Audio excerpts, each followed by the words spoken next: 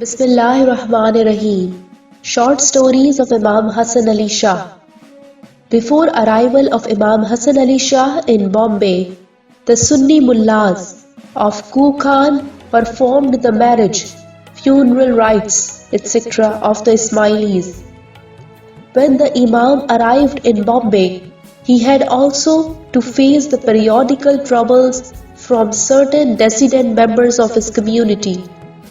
On October 20, 1861, when the dissenting Khoja Ismailis publicly joined the Sunni fold, the Imam issued a decree in which he expressed to bring the Ismailis to conform to the practices of the Shia Ismaili creed of his holy ancestors regarding marriage ceremonies, ablutions, funeral rites, etc.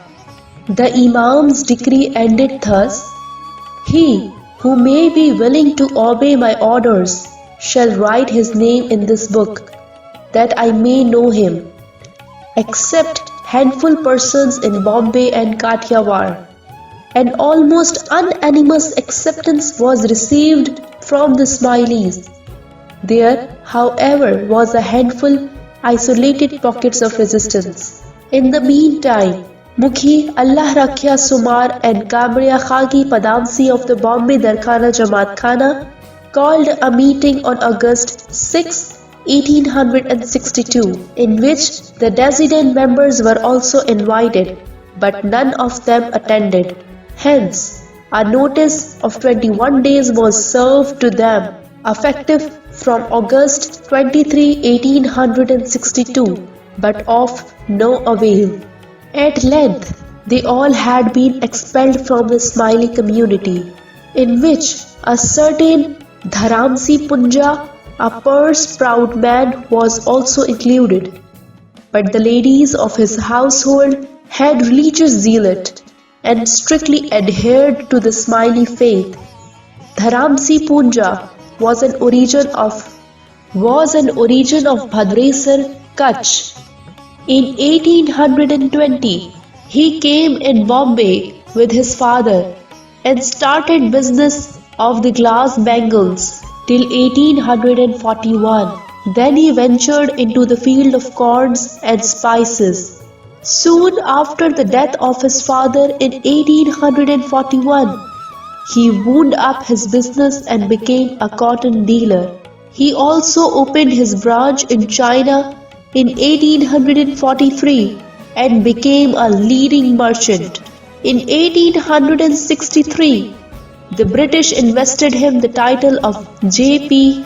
Justice of Peace. During the Aga Khan case of 1866, Dharamsi Punja stood against Imam Hassan Ali Shah.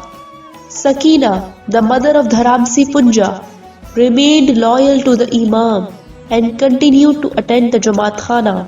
In 1880, she attended the ladies' majalis in Darkhana Jamaat Khana. One woman from Karachi also participated. In order to bring Dharamsi Punja back in the community, she played a curious trump card and told to the Mukhyani that she would distribute sweet at the end of the majalis.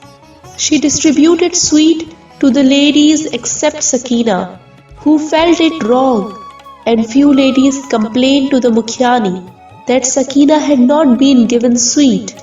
The Mukhyani told to the distributor, "You have perhaps forgotten to give sweet to Sakina, so give her." That lady who was distributing came into action and told loudly, "How can I give this sacred sweet to one who is the mother of a dissident son? As long as she does not become the mother of an Ismaili son, she cannot deserve for it." The above words pierced the heart of Sakina as an arrow. She had taken a vow that, as long as my son does not return to the Ismaili fold, she will not eat or drink.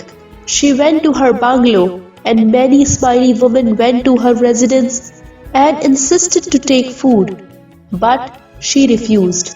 On next day, The above story came to the notice of Imam Hassan Ali Shah, who sent his attendant Karim Khan to go and pacify her. Despite several efforts, Karim Khan failed to convince her. She said that death is better than to become the mother of a disloyal son. Karim Khan then came to Dharamsi Punja's bungalow and told the story of his mother. He was extremely shocked, and after a brief discussion, he said, "My sins and guilt are such that cannot be forgiven. You go to the Imam and tell him on my behalf that if he forgives me today, he may inform the Mukhi at once, so that I may take a chanta in the Jamaat Khana." When Karim Khan informed the Imam all about it, he told to Pir Shahabuddin Shah and Karim Khan to take Dharamsi Punja with them to Jamaat Khana to have a chanta. It was done accordingly, and thereafter Sakina broke her vow of 5 days. The whole family remained faithful with their faith till death.